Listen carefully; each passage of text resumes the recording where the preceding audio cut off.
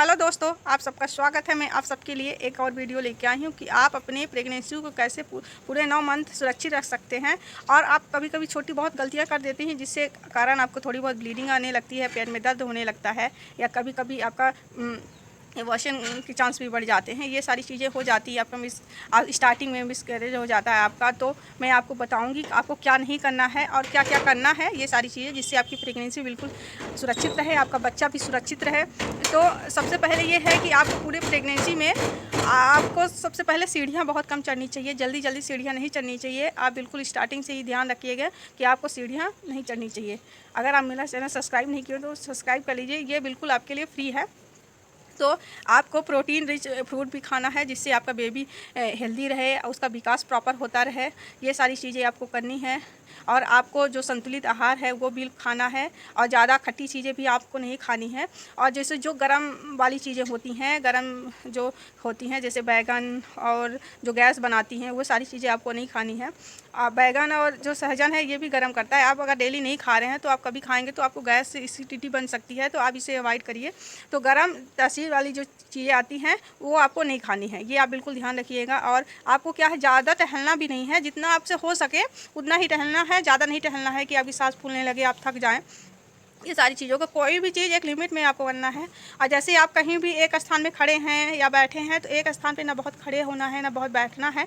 आप थोड़ा बैठिए, थोड़ा खड़े होइए किसी भी स्थान में, ऐसे आप करना है। आप कोई भी काम करिए ना तो ऐसा बिल्कुल नहीं करना है कि आपकी सांसें फूल आए, आपको ऑक्सीजन की कमी महसूस हो, क्योंकि आपको ऑक्सीजन कमी होगी तो आपके बेबी को भी ऐसा लगेगा। तो आप ये सब चीज़ों का ध्यान रखिएगा जिससे आपकी प्रेगनेंसी अच्छी रहे। और जो हमारा फ्रूट होता है, फ्रूट आपको पूरे 9 महीने खाना है। एप्पल खाना, जैसे अब ठंडी का समय आ रहा है तो आप गाजर भी खा सकते हैं। गाजर जो है बच्चे की स्किन के लिए बहुत अच्छा होता है, बच्चों की आंखों के लिए भी अच्छा होता है। तो आप गाजर खाएंगे तो आपका बेबी कलर में भी अच्छा रहेगा, उसका फेयर कलर रहेगा और उसकी आंखें भी बहुत अच्छी रहेंगी।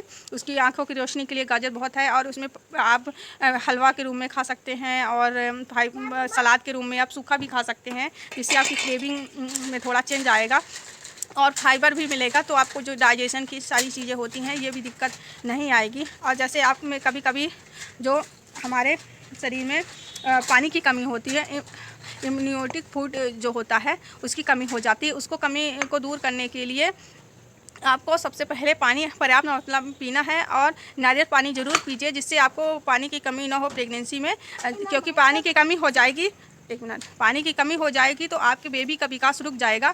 तो पानी की कमी बिल्कुल नहीं होनी चाहिए प्रेगनेंसी में।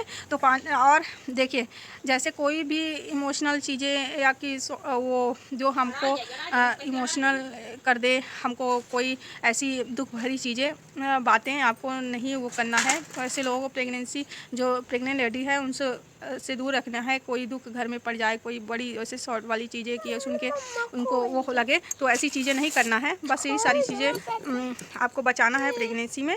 आप अपना ध्यान रखिए और जिससे आपका बेबी भी हेल्दी रहे। Bye bye.